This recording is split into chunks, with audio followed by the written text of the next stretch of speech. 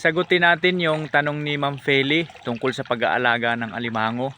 Ang tanong po niya ay, Sir, need ba nalagyan ng lambat ang pilapil para hindi makalabas ang alimango?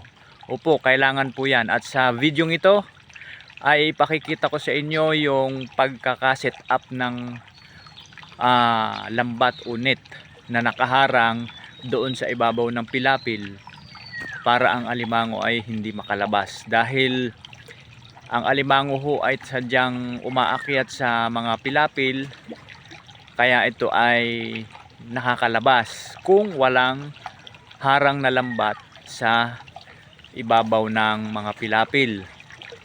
Kaya sa pag-aalaga po ng alimango ay kinakailangang i-secure natin yung mga dike sa paglalagay natin ng lambat, dahil marami na pong mga pangyayari na ang alimango ay nawawala kapag panahon na ng pag-harvest.